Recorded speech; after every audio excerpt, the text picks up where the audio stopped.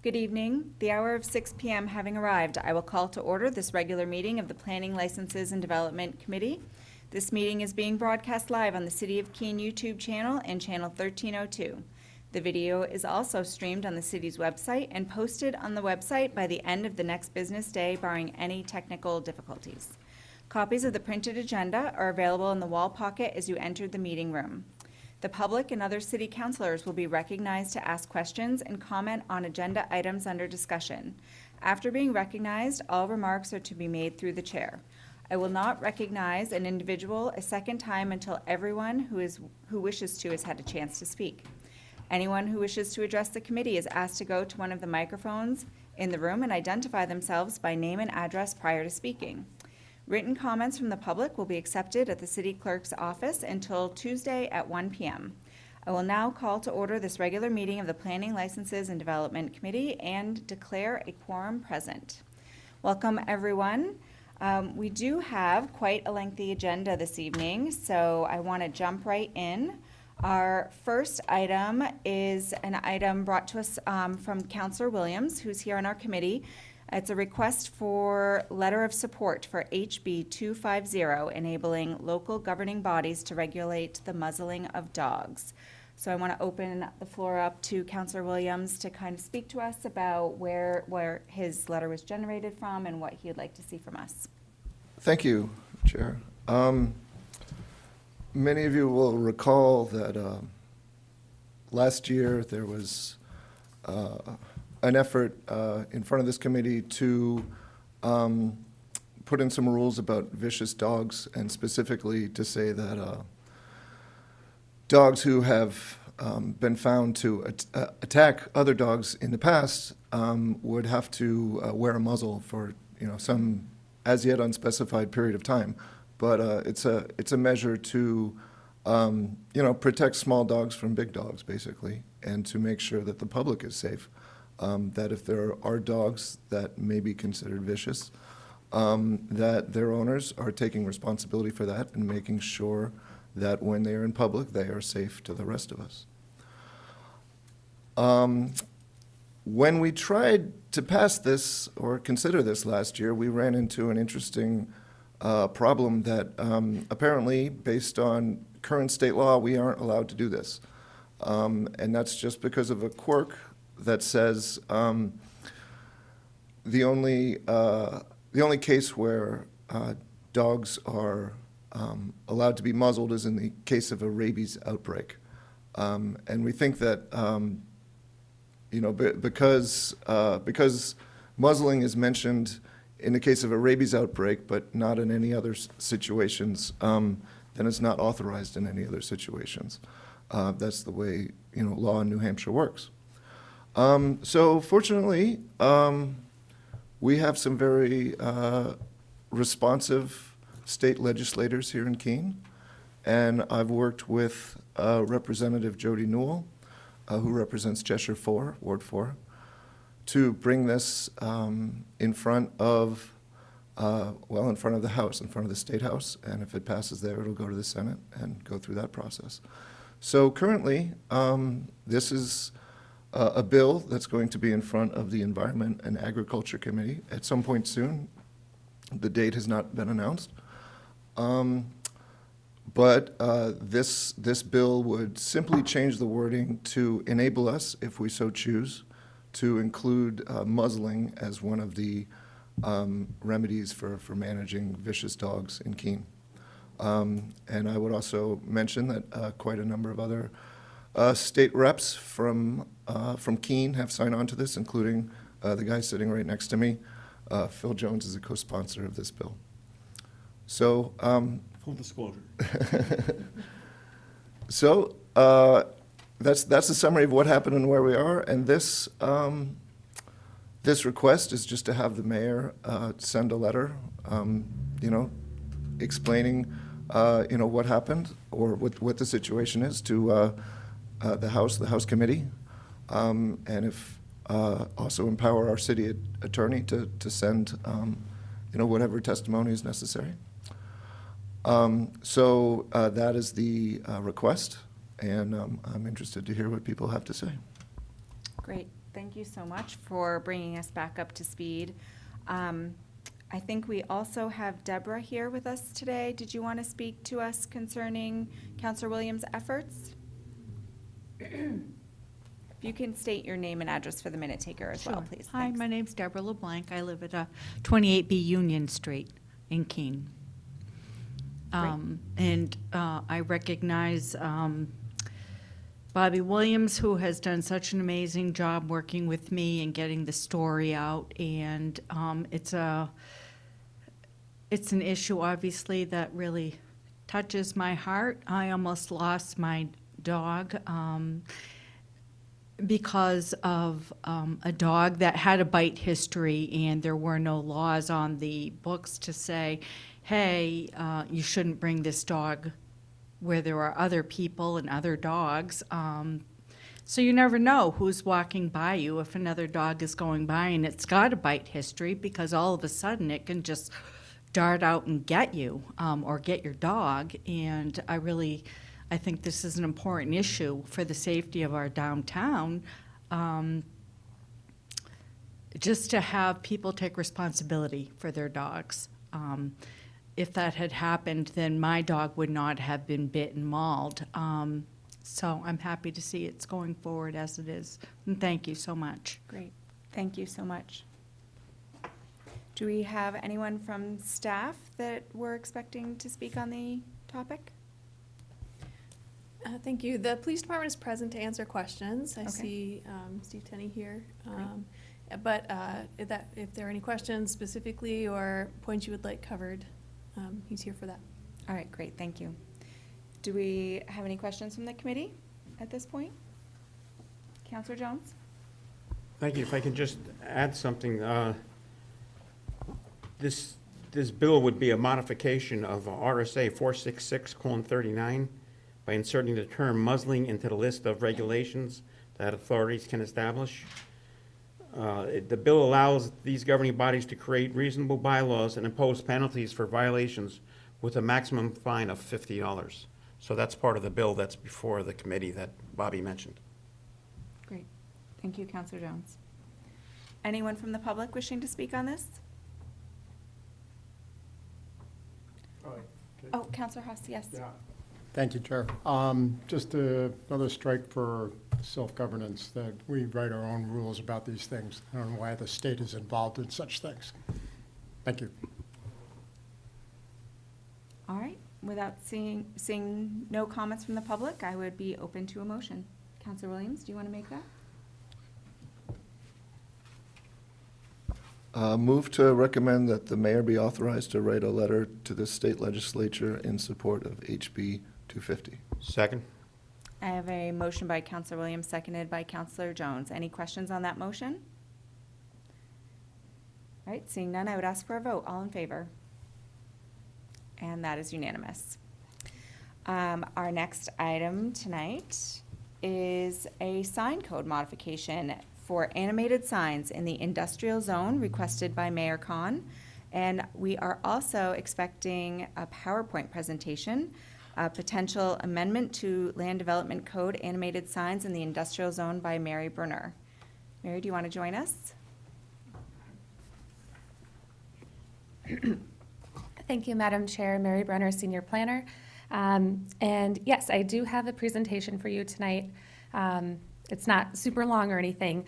This is mostly to give you just a high-level flyover of the sign code and what its purpose is, and then run our proposal by you to address this issue that was raised by the mayor. Make sure that we have the details correct so that we can come back to you with an ordinance that will hopefully, we'll get it right on the first time. Knock on wood. So, yep, with that, I'll just jump in here. Quick outline. Just going to talk about what is the sign code, the purpose of the sign code, an overview of feather signs, which is what I believe that the mayor is referring to in his letter. They're also called blade sail signs or feather flag signs. There's a lot of names for them. And then our proposed changes to the code, just to run them by you, make sure it's what you're looking for. So yeah, I'll just jump right in. What is the sign code? So the sign code is located in Article 10 of the Land Development Code, which is part of our zoning regulations. And And the purpose is spelled out in Article 10, but it's really to create a legal framework for a comprehensive and balanced system of signs in order to achieve some specific objectives. Those are to help to allow the free flow of traffic and protect the safety of pedestrians, bicyclists, and motorists, which may be impacted by cluttered, distracting, or illegible signage, avoid excessive levels of visual clutter or distraction that are potentially harmful to property values, business opportunities, and community appearance, and promote the use of signs that are aesthetically pleasing, of appropriate scale, and integrated with the surrounding buildings and landscape. And so the sign code in Keene has sort of 3 sections to it. There's a list of signs that are permitted, signs that, and so those are signs that are allowed, but you have to get a sign permit. Exempt signs, so signs that you can just put up, you don't need a sign permit, although some of them may require a building permit. And then there's signs that are outright prohibited. So permitted signs, there's some examples up here on the slide. These include wall signs, projecting signs, marquee, awning, canopy signs, freestanding signs, development signs, drive-through changeable copy, portable, and temporary signs. So those are all categories of signs that we currently allow through a permitting process.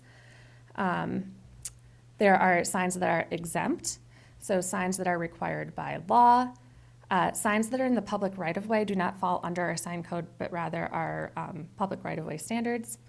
Government signs or flags, interior merchandise displays, non-commercial bulletin boards, informational or directional signs, memorial signs or plaques, and political signs. And then we get to the list of prohibited signs. Those include animated signs, signs greater than 200 square feet, electronic changeable copy signs, fluorescent signs, reflectorized signs, off-premise signs, roof signs, so those are signs that stick up above the roof, and snipe signs, which are where people kind of, it's like a sign that people just kind of stick up somewhere. It's a weird term, but it's a well-known term in the sign code world. So that's our sign code. Going back to the purpose of the sign code, I read the purpose that's stated in our land development code, but more broadly speaking, the sign code is meant to encourage fair competition, safety, and protect community aesthetics. So again, our code talks a lot about avoiding excessive levels of visual clutter or distraction that could be potentially harmful to property values, business opportunities, and community appearance. Other things to just consider with fair competition is with any code, but you want the regulations to be clear, concise, easy to understand, and apply clear guidelines associated with them. You don't want the restrictions to be one size fits all, so they should be proportional to the potential impact on public safety and aesthetics. And then you also, a best practice is to have flexibility for different business sizes. So have provisions that allow for variations in signage based on the size and scale of a business. With respect to safety, I think safety is pretty self-explanatory. This is the language from our code that's up on the screen. But we also have a section in our code that talks about construction and maintenance. And so our code, in generally for all signs, we require that they are, that they do not obstruct the vision of motorists or pedestrians in their travels. They don't cause distractions. They don't obstruct, interfere with, or may be confused with any government sign, restrictive sign, directional sign, or other authorized traffic sign, signal, or device. So you can't, block a stop sign with your, whatever sign. You can't have a revolving beacon or obstruct any ingress, egress, inhibit light and ventilation, or put up something that would be a fire hazard. And then they also have to comply with all applicable construction standards, codes, and regulations. So we have a general provision in our code that sort of covers the safety aspect of signs throughout the city. And then we get to community aesthetics. So the point of this is really to promote signs that fit in with the context of the area. So we put up some examples of just streets in Keene so you can kind of see what the signage looks like in different areas of the city. And so now I'm going to just talk about feather signs really quickly. A really quick overview of what they are. So again, this picture shows what they look like. They're often referred to as blade sale signs. They're a type of advertising signage that's used to draw attention of either foot and or street traffic to an event or business location. And they get their name from their feather-like or flag-like structure. They come in many sizes, and in general, they're intended to last anywhere between about 6 months to 2 or maybe even 3 years. But that depends quite heavily on the weather conditions and how well they're maintained. So for example, if the person who owns the sign brings them in during like the winter or when there's ice storms or something like that, the wear and tear can really shorten the life of this type of signage. And then under our current code, these are considered animated because they're designed to move and attract attention. I know that seems kind of a little quirky, but another example of a type of sign that we consider to be animated would be a flag. So this kind of is the same idea because it's designed to be caught in the wind and move with the wind and get your attention. It's considered to be animated. And right now, animated signs are prohibited. Some considerations to think about. So generally speaking, with the sign code, enforcement is based on complaints. Staff does not drive around the city looking for sign code violations. That would be a pretty hefty undertaking. So we do rely on complaints or someone noticing something and asking about it, and then we will follow up on it. So with this change, we would expect there to be potentially an increase in the number of complaints, and enforcement with these types of issues can be a little bit tricky. So we just want to set expectations for that. Also, feather signs are meant to be relatively temporary and can degrade over time. And if they're not installed properly, they can be a safety concern because they're meant to catch the wind, so they can blow over and block the sidewalk, things like that. So those are just things that we'll want to consider. And hopefully that would all be covered with the sign permit process, the installation and everything like that. The locations where these would be allowed are shown in purple on these maps. The dark purple is our industrial district, and then the light purple is the industrial park district. So that includes the dark purple there along Route 101, Lower Winchester, and then the area off of Lower Main Street, and then also Optical Avenue and Route 12 South. So would we be proposing in both purple and light purple? Well, that is something we want to confirm tonight with you, but I think the wording of the letter was the industrial zones, plural. Yes. So Right. we think that means industrial park and industrial. Okay, great. Yeah, okay. Great, and so what we're proposing to address the request is to add an exemption to table 10-2 of the sign code to create an exemption to the animated sign entry. So that's the table that lists all the types of signs that are prohibited. So it'll say animated signs are prohibited, and then it would have an exemption that says 1 feather sign per lot in the industrial park districts with a maximum sign face area of 18 square feet, and just a statement that it would require a sign permit. And then we would also be proposing to add a definition for a feather sign. So an example definition is up here on the slide. It states a sign made of flexible material that is generally but not always rectangular in shape and attached to a pole on one side so the sign can move with the wind, also known as feather flag, banner flag, bow flag, wind feather, and teardrop sign. It has lots of names. And so, so this is what we're proposing, and we just want to make sure that this meets your expectations. Once we get direction from you, we will come back with an ordinance. So the only thing that I don't see addressed in the presentation that we talked about at our last meeting was the definition of temporary sign and what our current ordinance speaks, how it speaks to temporary signs. And would we consider this a temporary sign? Because it's not a permanent affixed sign. It does require maintenance and it does have a lifespan that's much shorter than a sign that would be attached to a building, for instance. So I wonder, do we have any background on what our current regulations are for the definition of a temporary sign? And would this be being considered temporary? And what restrictions would that place on the sign? And would there be a limitation for how many days out of the year we would be allowing this on a property? So would the expectation be that someone in this zone would be allowed to have this sign up 12 months a year, or would there be an expectation that it would be limited?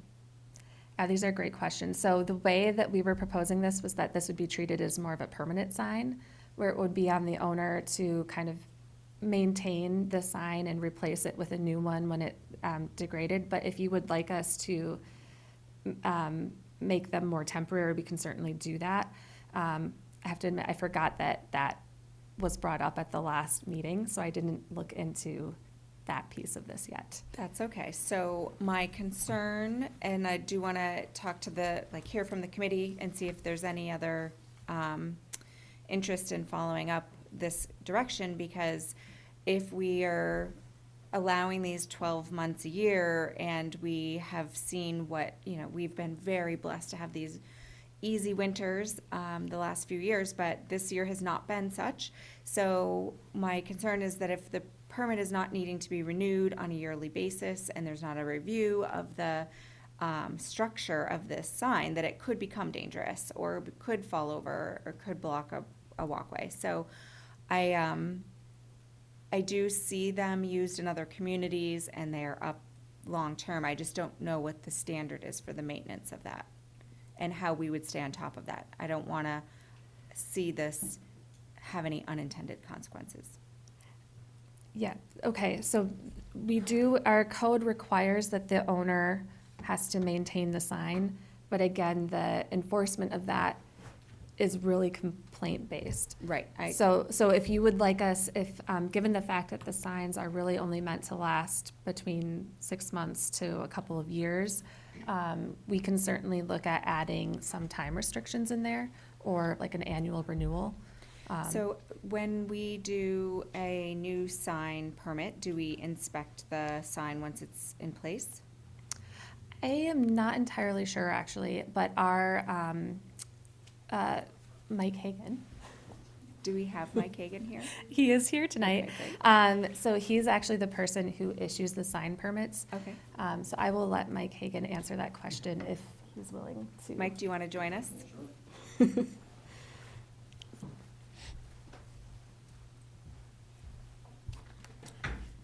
evening. Thanks for having me, and thanks for inviting me up. If you wouldn't mind just asking the question one more time. Yes, I can- so this is an opportunity for these blade signs to be allowed in industrial zones and industrial park for the first time. And so we are trying to create appropriate boundaries, permitting requirements for them moving forward. My question is, because they're not a permanent sign and that they do degrade over time, would we like to consider this? What does our code say for temporary sign placement? Is there any restrictions on the amount of, could you have a sandwich board out every day all year long? Are you only allowed to have that out certain number of months a year? So is there restrictions in our code currently for temporary signs if we consider this a temporary sign? Or should we allow the owner of the sign, once permitted, to then be responsible for the maintenance ongoing? Or do we want to have a new permit issued on an annual basis? And if so, does the code enforcement department inspect on an annual basis if a permit is issued? And I know that's a lot of questions. That was a lot of questions. I'll kind of plug through it a little bit. Okay. So temporary signs are treated differently. You're allowed up to 4 a year for 14 days. So each business can have four different events throughout the year. They can't be more than 30 days, or they have to be at least 30 days apart. So you can go up for 14 days, they have to come down for 30, go up for 14 days, come down for 30. One of the things we did recently was streamline that temporary process to allow for businesses to apply for one permit throughout the year, so they can list the sales event days that they want to have for those 14 different days throughout the year, as long as they're spread apart those 30 days. The temporary signs we do issue a permit and we do inspect them to make sure, one, they're put up in the appropriate locations, set back from the road, and meet those regulations, as well as the amount of signs and where they're placed. Temporary signs, you can have pretty much as many as you want. There's no size regulation on how many temporary signs. You can put up like 10 of the different signs going along for an event. So that's kind of the temporary end of things. We Okay. do inspect to make sure, one, it went up and went down.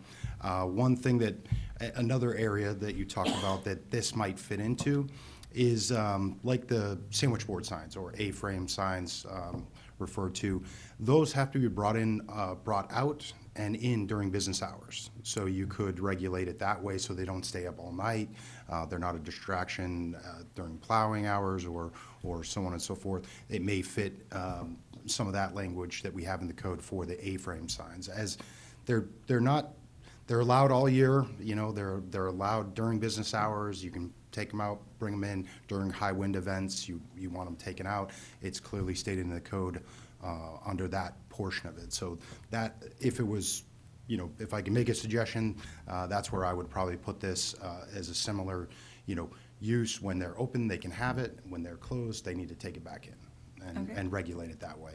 As far as the temporary, it's not really advertising an event, so it wouldn't really fit under the temporary section. It would fit well under this A-frame type section of And the if- sign code. So if someone wanted to install a more permanent version of this flag sign, and it was something that could stay up for a 6-month or 12-month period, would the code enforcement be able to, if we had a permit requirement where every year they had to reapply for a permit, would you go out every year and inspect and make sure that that's maintained? We currently do not have a program like that at Okay. this time. If we issued that A-frame type sign permit, it's for that particular board. If that board becomes damaged or they want to replace it with a new one, they would apply for a new permit and we would issue a permit and go out and inspect it. But there's no annual inspection or repeat inspection after that initial inspection. Okay, great. I think you've done a great job answering my questions. Great. All right. Awesome. Thank you. No problem. I wouldn't go too far, because we do have a whole committee of people Okay, that yeah, may have absolutely, questions for yeah, you. no. So do you mind just sticking around for a Yeah. minute? Okay. All right. Counselor Jones? Thank you. I think you partially just answered my question by answering Kate, but I'm looking at the one sign, and what does that mean? If somebody has a hiring event, they can only put one sign, where 5 signs might be better? Or if somebody's celebrating their 50th anniversary as a company, and they want to put 5 signs out? What does the one sign mean? Or Yes. does it switch over to the temporary permit? I think it might be the latter. So when we were putting together this proposal, we were thinking of this as more as like a traditional permanent sign. We were imagining somebody might want to put it up to advertise like, oh, we're hiring, or we're open, or, like to advertise their opening hours and things like that. But for an event, it sounds like the temporary sign permit, they could do the event and have as many signs up as they want for those 14 days. But we do not allow for blade signs as temporary signs currently. We do not currently. That is correct. And this ordinance as proposed would not change that. Well, we don't have an ordinance yet, but that was not what we were thinking. Yes. We could do that, certainly, if you think that that's the better way to go. Okay. You could certainly limit it to those 4 events at 14 days per year. Per year, okay. And certainly, that would take care of some of the issues of maintenance and so on and so forth, as well as having maybe one that could permanently come in and out during business hours, if it was an open sign or that advertised a specific use in that business. that was beneficial to them. Okay, and in your experience and research, Mary, did you find that most people leave these up for months on end, or are they coming in and out every night? I got the sense, and I'm not pretending to be an expert here, but I got the sense from when I was looking that you can leave them up. But you would want to bring them in if there's like a high wind event, for example, because they could blow away. And then also if you're going to have like a big rainstorm or a snowstorm or something, they can get damaged. So everything, when I was reading through like the different manufacturers' recommendations for maintenance and everything, they make these claims. It can last up to 3 years, asterisk. Make sure you bring it in every time there's a, rain, snow, wind, that sort of thing. So I really think it depends on what the owner wants to do. If it's easier for them to just leave it out 24/7 and replace them every 6 months, I think you can do that. Okay, great. Yeah. Anyone else from the committee? Counselor Williams?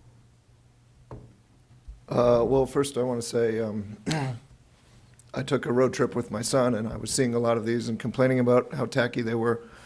And he said, Dad, just because they're tacky doesn't mean you should outlaw them. So he's right. I don't like them, but, people got to advertise. I do think some combination of temporary and one permanent might be the way to go. What I am concerned about is these becoming missiles during a windstorm. And I want to know if there's, any specific requirements around securing them that we could make that would be appropriate. Counselor Haas? Yeah, thank you, Chair. Yeah, I think these are certainly temporary signs, so we should look into some kind of time limit on how long they'll be deployed, if for nothing else to prevent them from becoming torn and ratty and just standing up when the owner has neglected to take care of them. Also, as far as their security, the owner will stake them down or weight them down, which will make them very difficult to take in on a regular basis. So we'll have to be, allow for that in the whatever time period we specify, but certainly we can't expect them to bring them in overnight. They're not going to be that type of temporary sign. Further, temporary signs now that are exempt, that have exemptions for permit exemptions is one sign per lot. I imagine we would be allowing more than one sign per lot for blade-type signs. So I'm be looking, let's try to develop some kind of timing around it. The security thing to make sure that they stand up properly and they don't fly away. Somehow we have to get language around that. And then we'll take it from there. Counselor Madison? Thank you. I do agree with Counselor Williams. They are ugly and tacky. Having spent a couple years in the Midwest, I know what it's like to get off a highway and see just a lot of chain establishment signs and these things and other unsavory signs barraging you. But, like you said, just because I think it's tacky doesn't mean we should outlaw it. I think Councilor Haas is correct. They are a temporary sign. This isn't a permanent fixture. I'm definitely concerned about them getting blown around during a windstorm, which we're getting more of during the summer, thanks to climate change. But I think we need to have some regulations about them being anchored down so that they're not flying around and being taken down when the business isn't open or isn't actively engaging in commerce. So I view this as kind of like the sign you have up on the screen now. This is something you put out like an open flag to advertise that you are open for business or that you have some kind of special or that you're now hiring. It's not really something that should be up at, all hours of the day and night, year round. Counselor Haas? Yeah, thank you, Chair. Just like to add that we are focusing this in the industrial zone, so we won't see them up in front of McDonald's or something like that. So they will be limited. And the idea of using them for advertising is less so. And I think we'll see them more as recruiting signs, and that attracts attention. Counselor Jones, do you have something to add? With your permission, can I ask the mayor, this was his vision, and I was just wondering if the criteria that's up on the screen meets the vision of what the mayor had in his letter to the city council. Mayor Khan? Thank you, Madam Chair, and thank you for the question. I think I would be thinking in terms of a month, and why the sensibility there. If somebody is celebrating an anniversary, it is generally, not a one-day kind of event.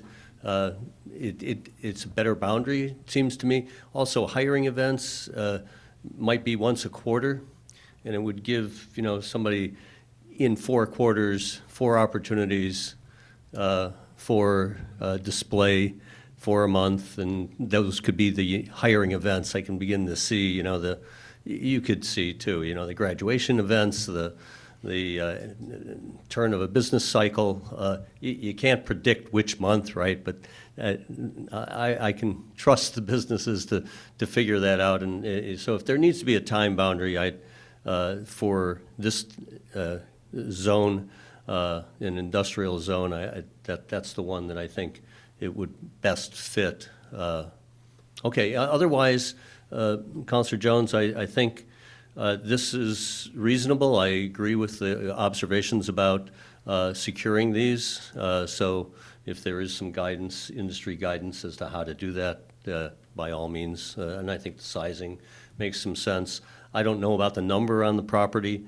I generally think if they're standing out in the middle of a field, meaning I picture, some optical avenue kind of frontage, and one sign I think stands out about as well as a dozen. So they'll capture your attention. I don't have great wisdom on the number, but I think the fact that we are moving in the right direction to allow for these, allow businesses their discretion for display, I think is a vast improvement from where we are today with the prohibition.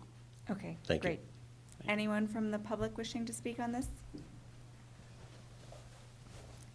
Name and address for the minute taker, please. Good evening, Jared Goodell, 39 Central Square. I have a couple questions. The way that I read the way it's written now, I could install a permanent pole and put the sign on that permanent pole when I'm permitted, or for my 14 days. Is that your understanding of what you're proposing? So just Oh, to sorry. give you some direction, definitely when you're communicating with us, Sorry. speak through the chair.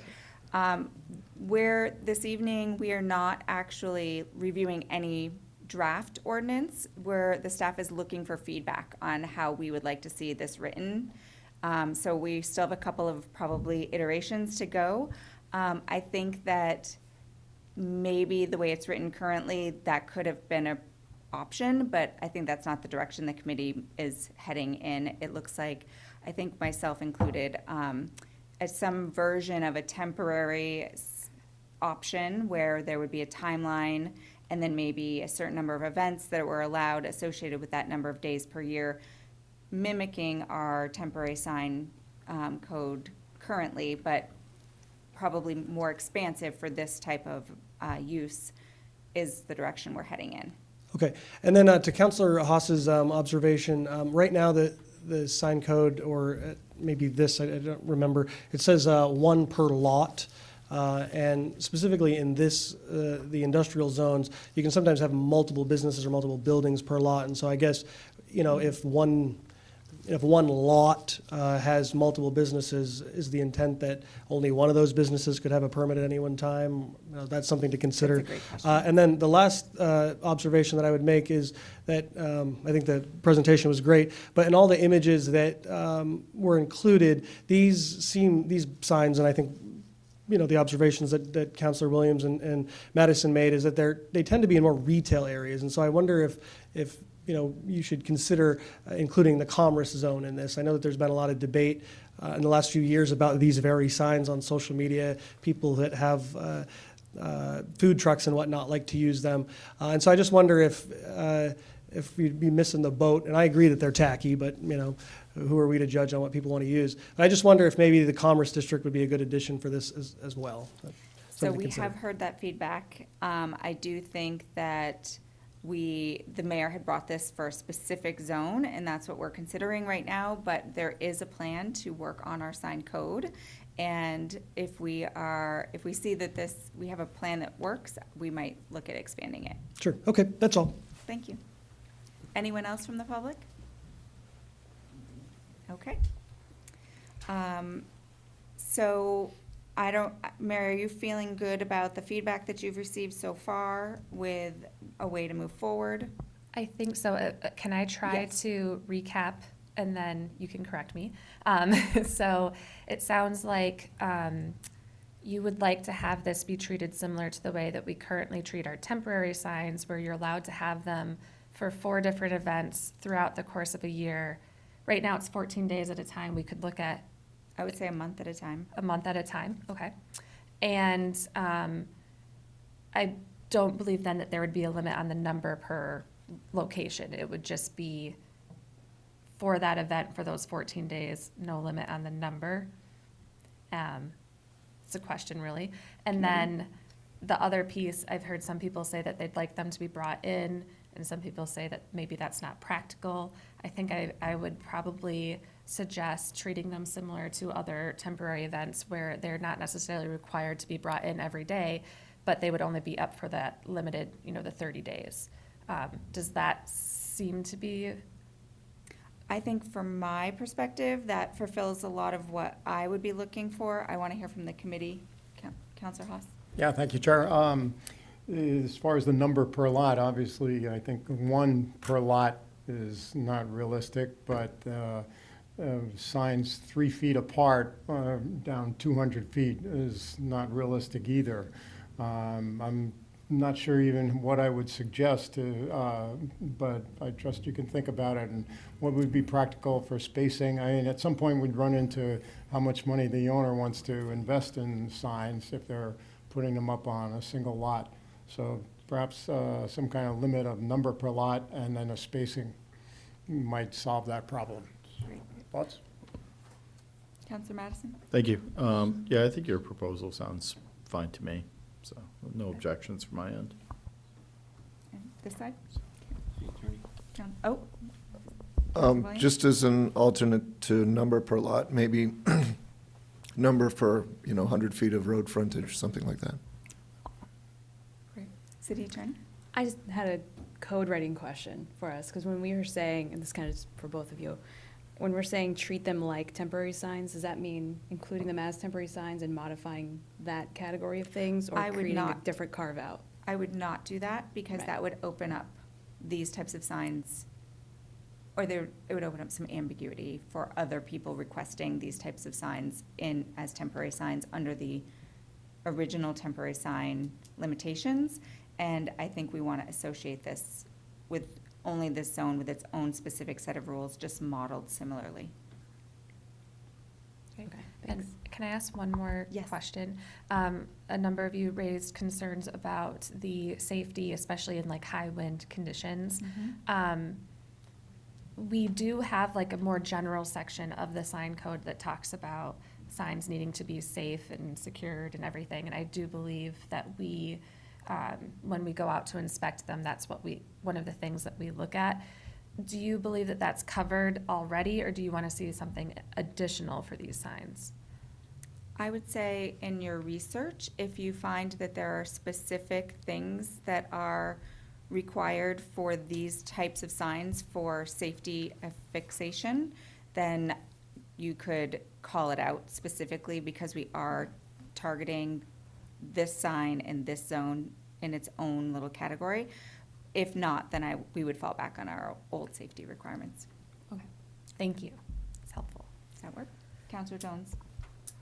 Can I ask a question? It's a little off track, but while Mike Hagan is here, he might remember. And it's about people thinking what's tacky and what's not.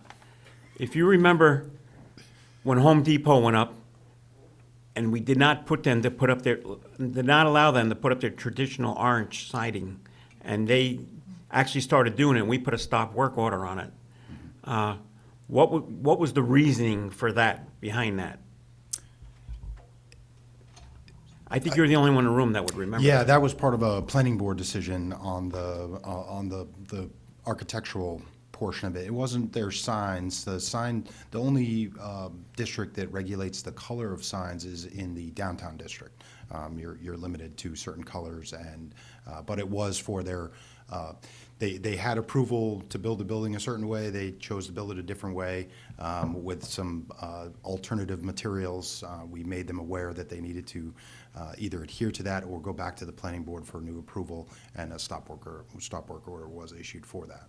So instead of more material-driven than color-driven? Correct, yeah. Well, and again, it can be part of, not necessarily color-driven, but materials can be regulated by the planning board and the planning board process. Yeah, the planning board has a standard called architecture and visual appearance, and one of them is related to aggressive colors, is what it says.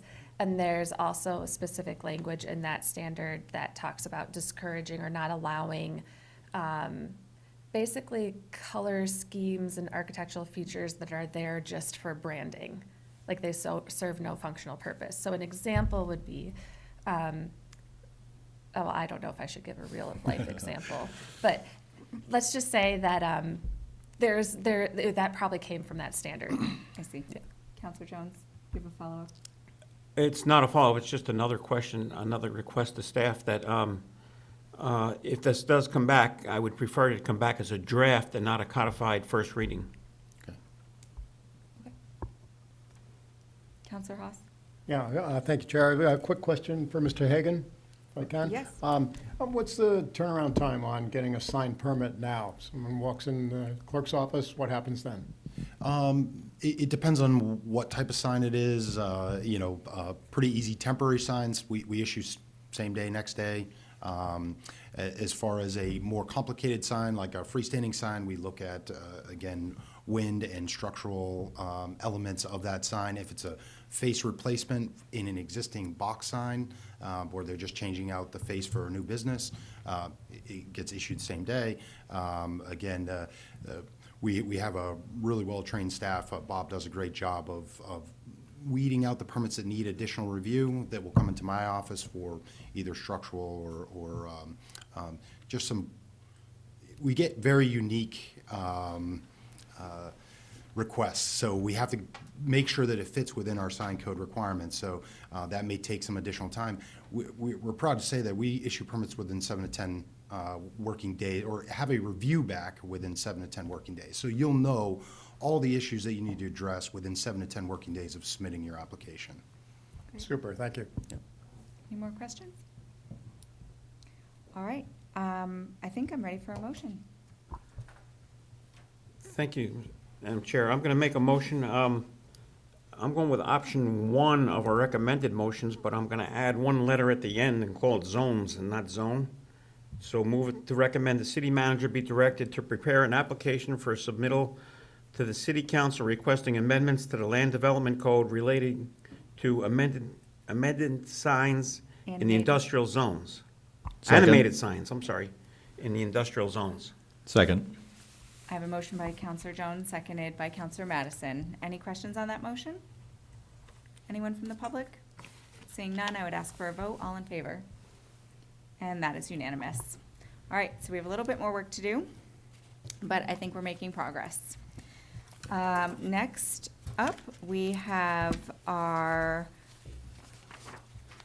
amendment to Land Development Code, minimum lot size, public hearing date of 1/16/2025, ordinance O-2024-17-A. And the next few items on our agenda have all held public hearings, which means that we will not be receiving any additional public comment on these items this evening. We will be expecting brief comments from staff to just identify the ordinances that are before us, and then the committee will be asked to do a little bit of deliberation, and we'll decide what we want to do as far as a recommendation is concerned to full council. So this first one is on the minimum lot sizes. Mary, are you going to brush us up? I think it's been just about a month since we've last heard about this. Yes, thank you, Madam Chair. Mary Brenner, Senior Planner. So for the minimum lot size ordinance, this is really about the density factor for 3 different zoning districts in the city, 2 of which are residential districts and 1 that is a downtown district. So it's medium density, high density, and downtown transition. All of those districts currently have a requirement for any use that requires more than 1 residential dwelling unit. For each additional dwelling unit past the first, you have to have an extra area of land. And that's called a density factor. And so the intent of that is to, it limits the density of development that can occur. So it would prevent something like somebody taking a large house and splitting it into 2 units, or taking a house that has 3 units and adding a 4th unit. So those types of interior conversions can be prevented by this, because even though they're not expanding the footprint of the building, they need this arbitrary amount of extra land area added on. And so we identified this as a barrier to housing development, to infill opportunities, to redevelopment opportunities. So that's why we're proposing this change. We're not proposing to change the minimum lot area, like the base minimum lot area for any of these districts. So that would remain the same. This is just affecting that extra lot area that would be required for each additional unit. Great, thank you. Does anyone have any questions at this point? Counselor Williams? Just to say, at some point, I wish we would take a look at the base area minimum, because, you know, the lot I live on is so small, it's not legal anywhere in town. But it works for me, and people can live on small lots, it's okay. Great. So I know that this committee has reviewed this through our joint committee process, and we've had our public hearings. I think that we're all very familiar with this, and it sounds like there aren't any further questions. So at this point, I would be open to a motion. Oh, So I will move to recommend the city manager be directed to prepare. next page. Nope. Oh, wrong Next one. page. Whoa, sorry. Thank you for, this is 17. Okay. I'll move to recommend adoption of ordinance O-2024-17A. Second. Motion by Counselor Haas, seconded by Counselor Jones. Any questions on that motion, anyone? Seeing none, I would ask for a vote. All in favor? And that is unanimous. The next item that we have up here before us tonight is the amendments to Land Development Code for residential parking requirements.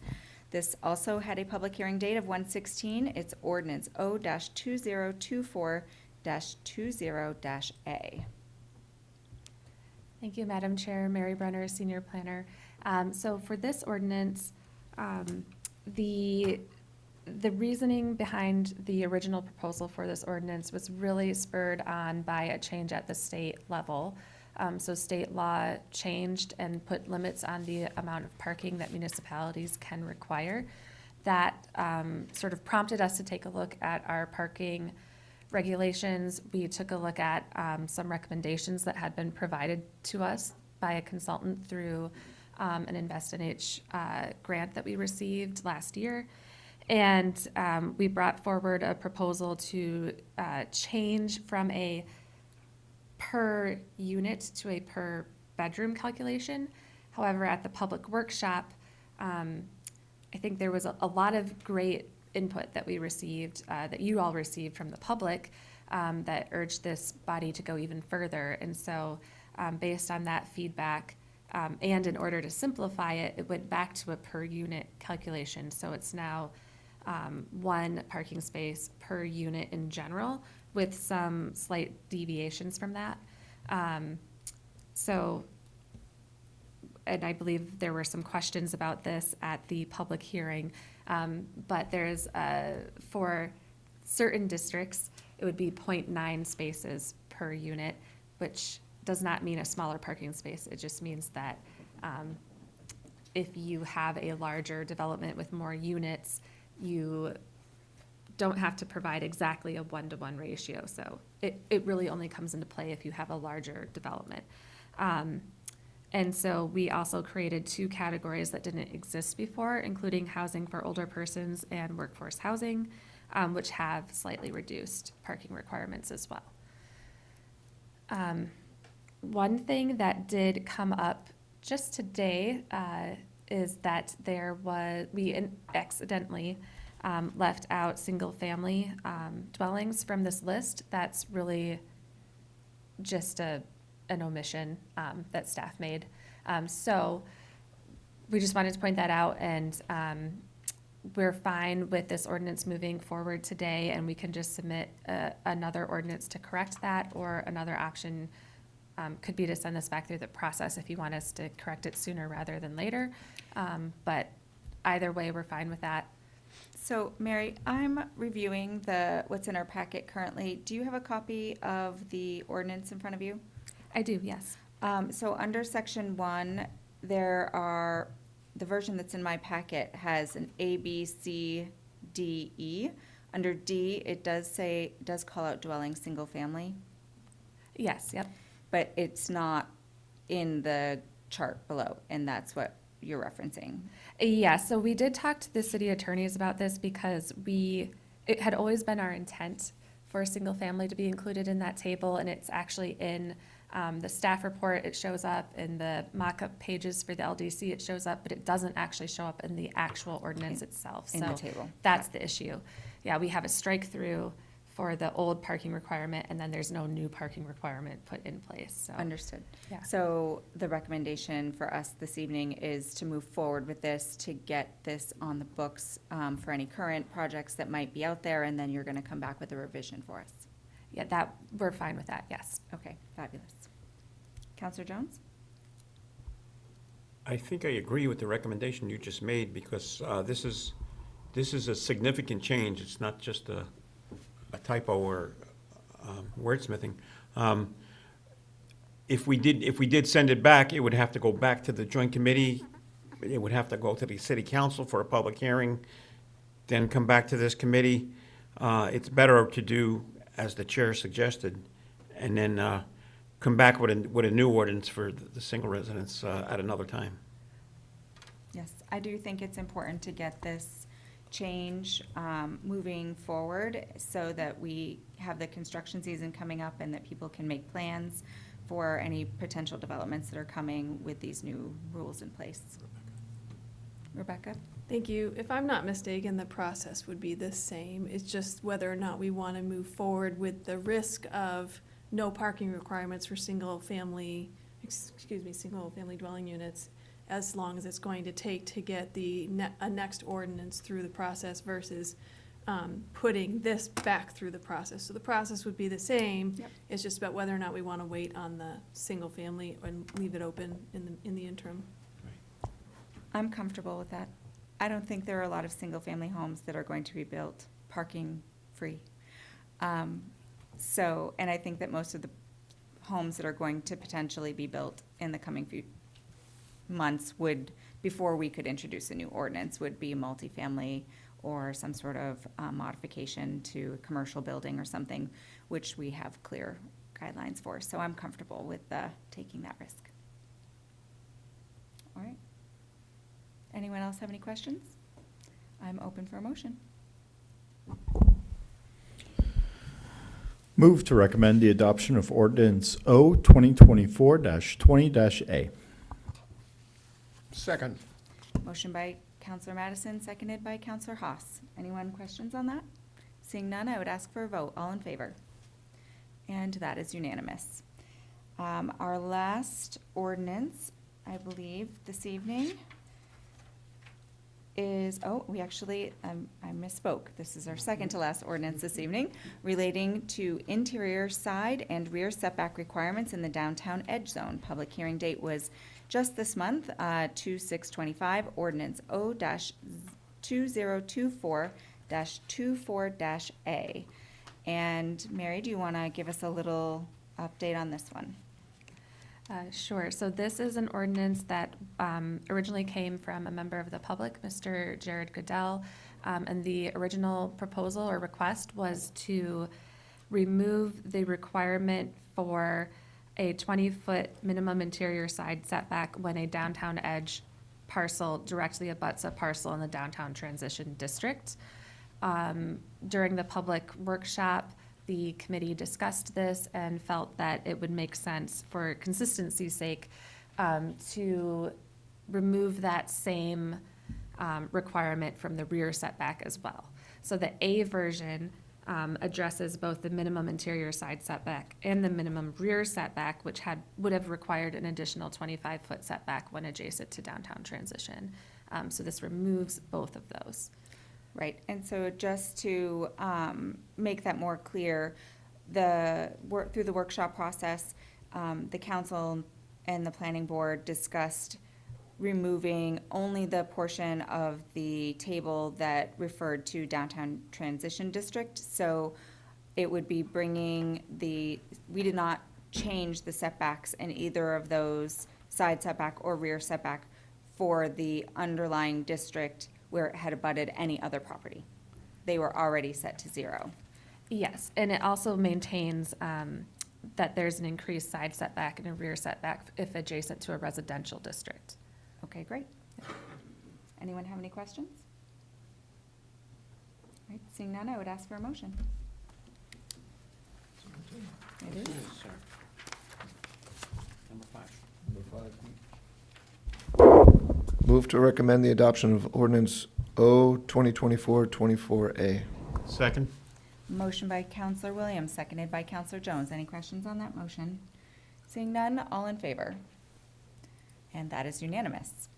So now we are down to our last ordinance for the evening relating to floodplain appeals and the variance process, ordinance O-2025-05. And I believe we have Mr. Hagan back. Yes. Thank you. Mike Hagan here, just with the Community Development Department.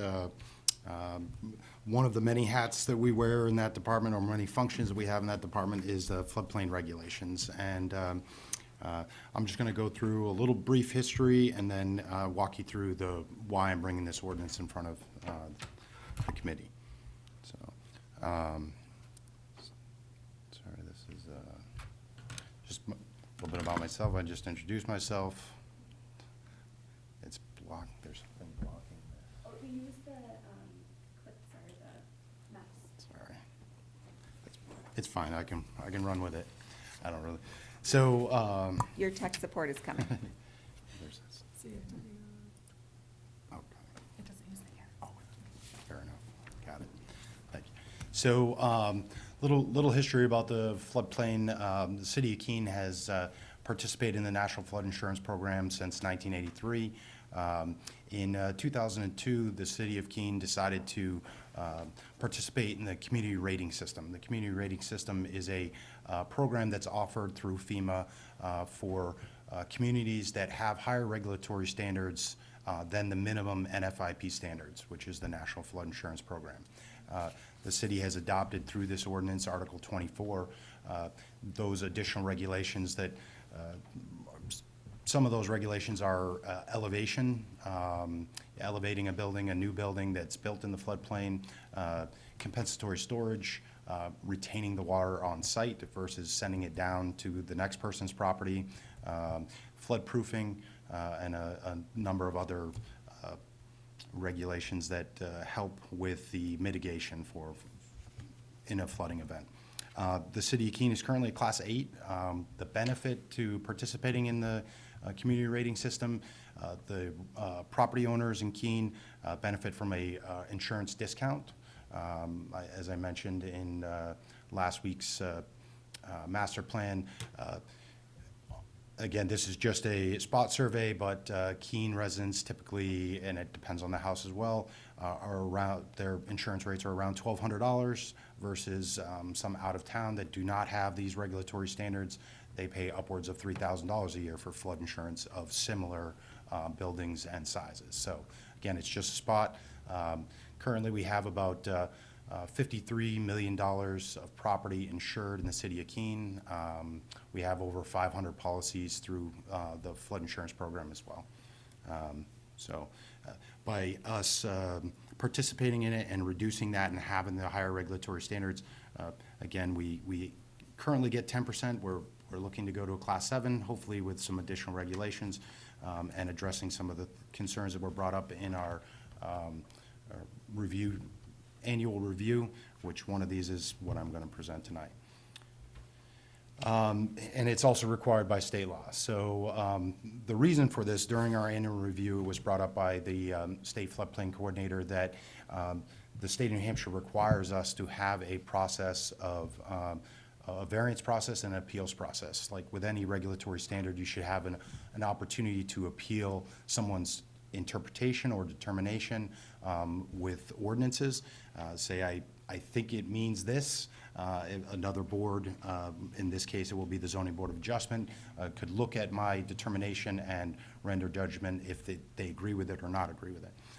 The other part of it is the variance portion. Not everything fits perfectly within a perfect box. So you could say that you have to do this, but maybe in this situation it's not needed, or the exact terms of the requirements in the regulations wouldn't apply in this situation, and a variance would be appropriate for that parcel. So this gives the applicant an opportunity to go through the process and explain it with some engineering data and some technical details in front of the board. So, and it's required by state law. So the three portions of the Land Development Code is Article 24, which is our actual floodplain regulations. Article 26, which is the application process. This goes through and says when you want to apply for a variance, these are the procedures that you have to adhere to. And the last one is Article 27, which is the appeals process and what is regulated under that appeals portion of it. I took excerpts out of it. I tried not to be too word heavy on my presentation because you have the wording in the document that's in front of you tonight. The two sections in Article 24 go over one.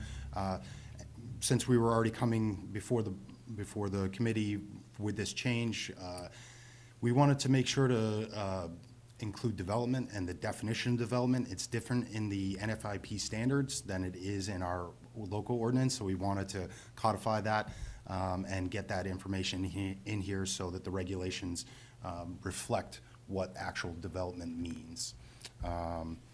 And then the other section is, again, just addressing the appeals and variance process within Article 24, which references you to Article 27, 26 and 27. Article 26, again, this is, if you look at your packet, it is a full new section under 20.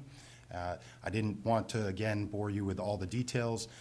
The differences in the variance process for the zoning portion of it versus the floodplain regulations, if you have a process, a variance process set up, FEMA requires you to add two additional things to it.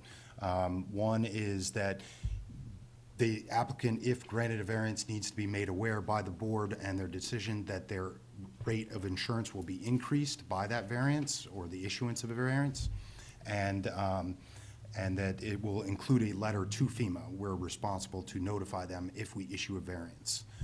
So those two have to be on that notification portion. The other two, the hardship portion is just wording directly out of the FEMA regulations. That would be 2620.6 E, and then the variance will not result in the increased heights or additional threats to public safety or extraordinary public expense. And then G would be that the variance is a minimum necessary considering the flood hazards to afford relief. So they can't just give a blanket, you don't need a blanket variance. Like, it has to be specific for a portion of the building or a portion of the development that, okay, this makes sense, it will not increase, it will not create an additional hazard to the community or to the occupants of that building or that portion of the property. And so it needs to be specific, and that is part of the regulations that we're adding to this under Article 26. And then 27 is just, again, the section addressing the appeals process and how that process, how you appeal an administrative decision portion of it. So with that, I'll open it up if you have questions. Great, thank you so much. I read through this today, and it was pretty concise and made sense to me.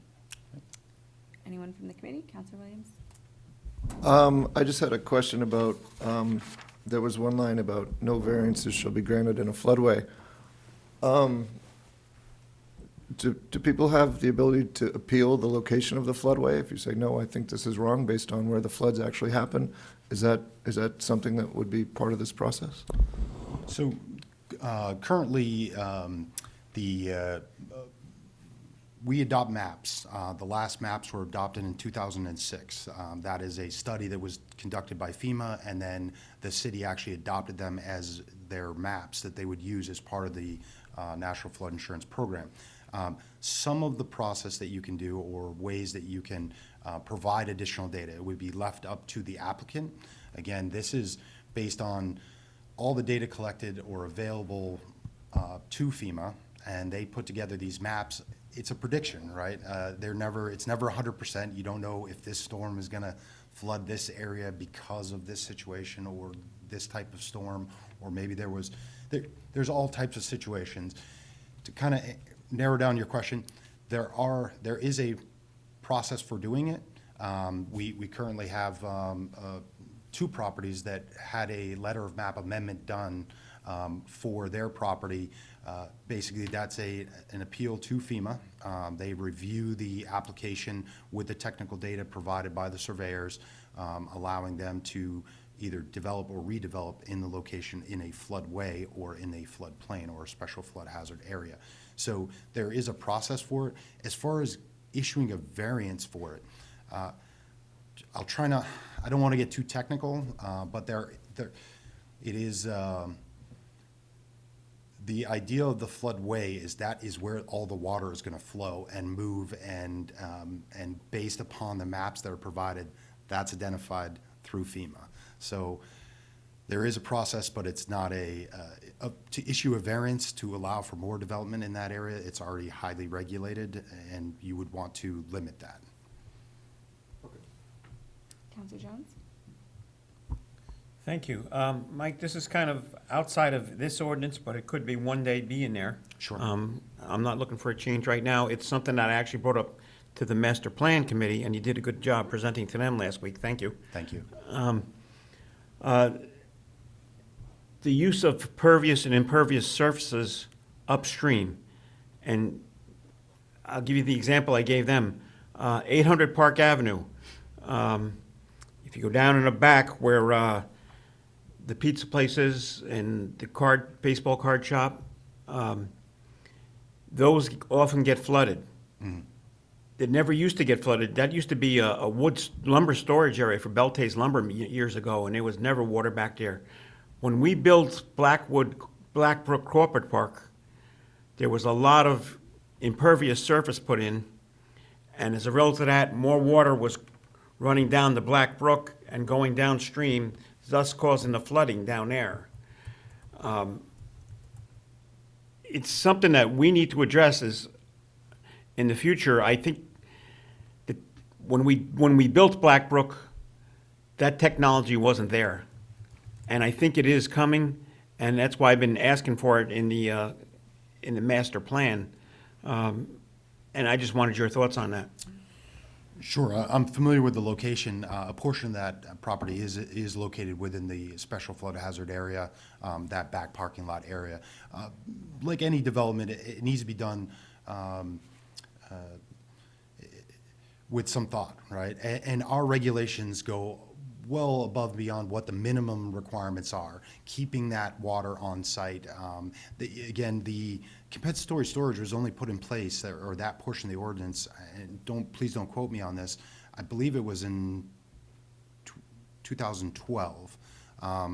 And that change really helped to mitigate exactly what you're talking about. And I believe that Actually, no, it was actually introduced in 2005. I know that for a fact now.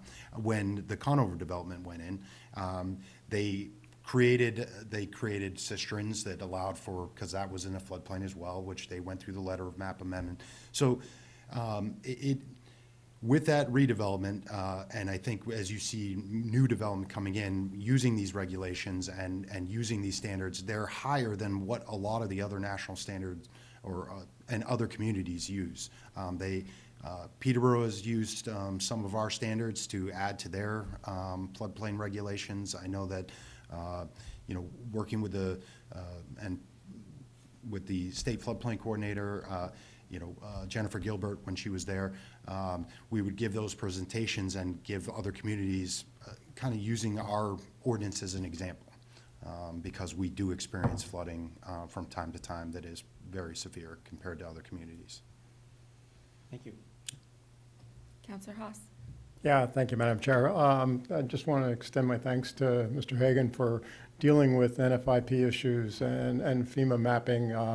With NFIP, it's certainly a moving target every year as it comes around there. It's always subject to the next continuing resolution that we have to face from the federal government. That said, I'm pleased to see it becoming essentially more difficult to build in floodways, that you're putting more conditions on going to the ZBA for any possible change. And that's a good thing, both in protecting the buildings and protecting the development and protecting the environment. Thank you. I'm good at this. You're good? Makes sense. All right, fabulous. Anyone from the public wishing to speak? Seeing none, I would ask for a motion. I would move to recommend the adoption of ordinance 2025-05. Second. Motion by Counselor Jones, seconded by Counselor Madison. Any questions on that motion? Seeing none, I would ask for a vote. All in favor? And that is unanimous. Thank you. Thank you. All right, we've made it to the bottom of our agenda. This is our Rules of Order, Section 15, Voting and Conflicts of Interest. And I think we have our city attorney here. Are you going to brush us up? I can. I was expecting the mayor to do that, but. Okay. If he's not around, I can tell you this has been circulating for a little while. We had, as you'll recall, this rule in front of you in December. We talked about changes to it that would need to go in for first reading. It was introduced for first reading at the council January 16th, sent back here. In your packet, there's two versions. It's the same rule. The first one is the clean version. The second one has the strike-throughs in it. And I know there's been questions about household members, and there's been questions about what substantial interest means. I'm happy to start talking about that, but at your direction, what you want to talk about first. Okay, does anyone from the committee want to get us started? Counselor Madison? Sure, I'll ask one. So could the council on its own authority determine that a counselor has a conflict of interest if it doesn't meet one of these financial criteria listed here? Could we say, if a majority of the council felt for one reason or another that a counselor could not vote in an impartial way or vote in the best interest of the city because of a personal relationship that is like outside of marriage or something like that with an entity, or that they have some affiliation with an entity that isn't of a fiduciary nature, could the council then say, yeah, we feel icky about having you vote on this, so we're going to ask you to recuse yourself? Yes, and this is, that's a very good question, because conflict of interest is a unique rule in that it's really bringing a existing larger concept down to the city council level and trying to make it articulable for how we want to look at it and understand it. But if something that creates a conflict of interest pursuant to that larger concept of just ethics and integrity of a democratic body, that's not something you can't consider. This is just how we've articulated it locally for ourselves and our own understanding. And also, to your example, it could be something that a counselor brings up themselves as, I think this is a conflict, even if it's not necessarily shaking out that way under the strict reading of the rule. Thank you. Anyone else? Counselor House? Yeah, thank you, Madam Chair. So as this is developed, my understanding and reading it now and what we've gone through is that special interests are pretty well straightforward defined by the items listed in the article, in the section. If a special interest exists, then a conflict exists. It's not a judgment thing anymore. The council can take it up as a judgment thing if they think that's significant, of course. But as this says, if one of these things exists, of special interest, then a conflict does exist. So it's taking the judgment out of it. I think that's a good thing. Great. Thank you. Counselor Williams? Thank you.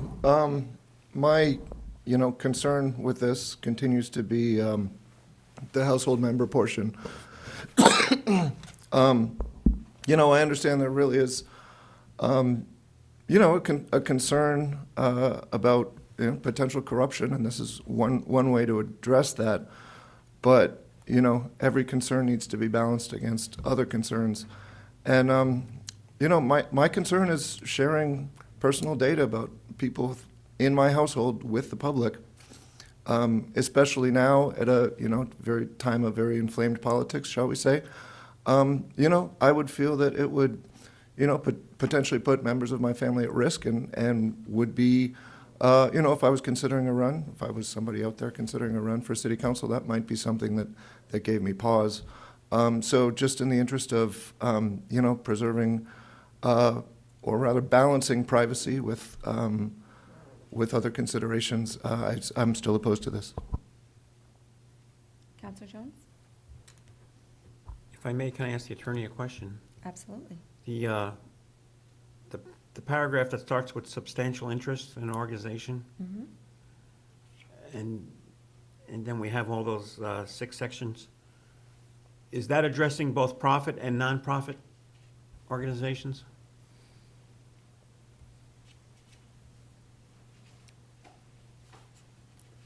Yes. To map that out a little bit, and this is a fun example of how the legislature tends to write things, which is substantial interest has obviously the section you're referring to defining what it is. Right. But the term substantial interest is only used above in part 2, which is for, as you're saying, nonprofit and for-profit organizations. So the definition of substantial interest comes in above in that, that portion there, which does say it's profit, nonprofit.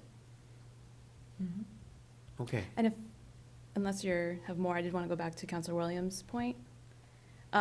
So in looking at the rule as far as how household members are talked about, how that plays out, I believe, isn't maybe so clear from how it's written, but at least the way that we've understood that this is going to work out with the special interest form is that the clerk's office and my office has talked about this, is that listing what special interest exists for the counselor and their household member is kind of like a catch-all portion. So it's not that a special interest is identified to be for the counselors and some for the household member.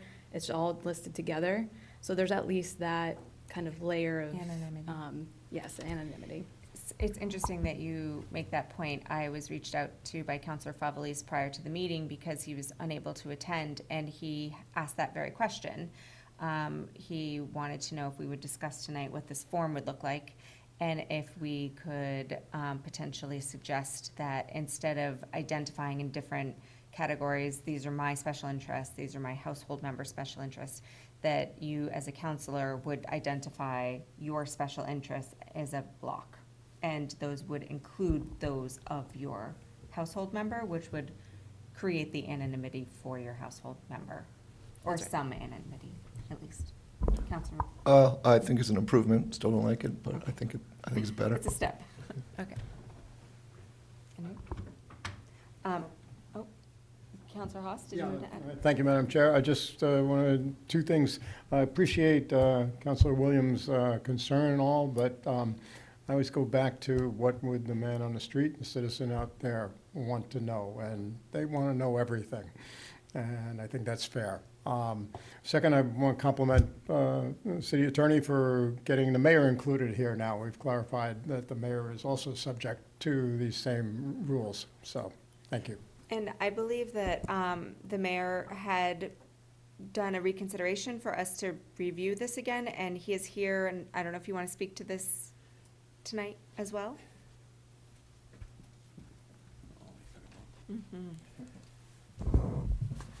Thank you, Madam Chair. Yeah, just to be clear, what I think we're trying to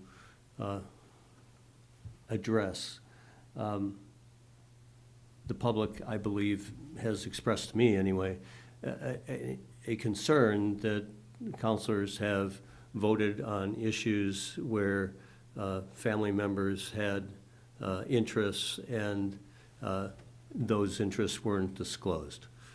All right. That's the way the rules exist. And I think we're trying to address that with these changes. These changes define not just family, but household members.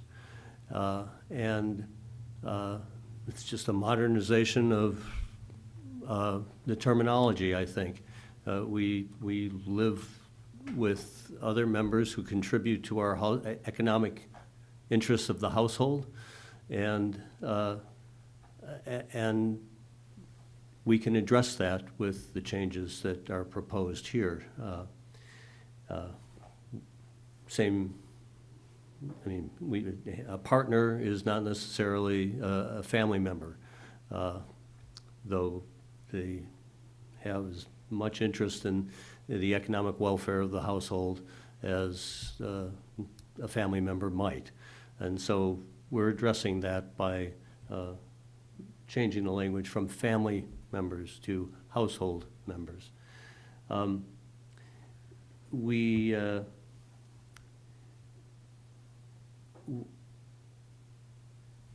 are addressing as well, where's that other piece of paper? That's interesting. We are addressing as well that currently we don't require the organizations to be disclosed of our, other than for the city councilor and the mayor. So we're plugging that concern by addressing this for the other family members. So that's the concern that is being addressed with these changes. A third is that we aren't creating a reporting burden on the city council and the mayor that's any greater than other elected officials from this region by adopting the terminology and the definitions that the state legislature has adopted. So that's of benefit. And it makes a better definition of what a substantial interest in an organization is. So we're addressing that clarification as well. And to the questions raised by Councilor Williams, this is about a disclosure by the counselor on influences that the counselor may experience. And so the need for disclosure, and I'd seen the state form, is on a financial interest and all other interests. It's for the elected official. So it's not by person. It's not an attempt to identify who in the household has that interest. It's that interest that the household member has an influence on the elected official, and it's the elected official's responsibility for the disclosure. And so it is that kind of list that the city attorneys just mentioned that is what is the point of the disclosure. I hope that it does begin to address the anonymity of the disclosures of other household members. It's really those household members, it's the influence that those interests might have on the counselor and the counselor's disclosure of those interests that is the important point to the conflict of interest definition. Great, thank you. Thank you. Counselor Haas. Thank you, Madam Chair. And I'd just add one more thing. We're defining it as the household, but certainly we're relying on the integrity and the honesty of the individual counselors that they would disclose any such interests, concerns. You don't have to list them all, but we still need to be cognizant. There's many influences outside of our household that could come into play, but that's where we rely on integrity. And if we list these things as specified herein, that's a step forward in showing that we do have that integrity. Thank you. Thank you. Counselor Jones? Thank you. Yeah, this has come a long way. As you all know, I was opposed to this from the beginning. We've made some great changes. I see the new one that the state does now. It's like a 3-page application that you have to fill out, and they ask you, was your family associated with insurance? Is your family associated with alcohol industry? Is your family associated with aviation? It just goes on and on. This is so much easier than what we put. And I think the answer to Councilor Haas's question is the very first paragraph. It explains it all, where you do have to commit if you feel you have any kind of conflict at all. I think we've come a long way. I'd like to, and we've been working on this for over a year now. I'd like to see this go through, and maybe something will come up one day where it does require tuning up, which happens with many of our ordinances and resolutions, and it could also happen with these rules. So thank you. Yes, I would have to agree with Counselor Jones. I think we've come a long way, and this is a complete revision to an ordinance that we have worked on since I've had my time here on council. So these do often need revisions and relooks as times change and terminology changes. I do like that we have identified household to exclude persons with leasehold interests. I think that that's really smart. I think that helps get to the heart of what our intention is with a household member. I think that I've seen us clunkily use this rule time and time again. We've allowed counselors who were asking for financial commitments from the city for boards that they sat on to recuse themselves, but then vote on the permitting and licensing portion of that same board's request.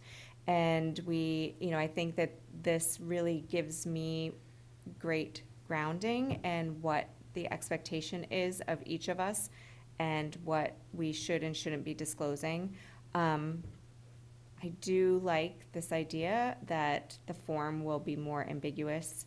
I think it is up to us. I think there is a bit of honesty, right? We're keeping the honest people honest here. We do have to hold ourselves accountable to list these items out when we fill out these forms. And I think it allows each of us to then hold ourselves to a certain standard. And we can ask questions, because often I don't know what everyone does here when they go home. So I wouldn't know to be concerned about someone's personal interest in something or special interest in something. And so I think it just gives a level of transparency that makes me more comfortable, and I think would make the public more comfortable, and gives us some very good guidelines. So I'm ready to see this move forward to council for a full recommendation. I move to recommend the adoption of the Rules of Orders Amendment, Section 15, Voting and Conflict of Interest. Second? Motion by Counselor Haas, seconded by Counselor Jones. Any questions on that? All in favor? Opposed? We have 4 in favor, 1 opposed. Motion carries. We will have a full conversation at council next week. And hopefully, this will be the last time this year we talk about this section of our rules of order. Thank you all for sticking with us. We actually did it in an hour and a half tonight. I'm very proud of us. It was a lot of work we got through. And it's 7:34 and this meeting is adjourned.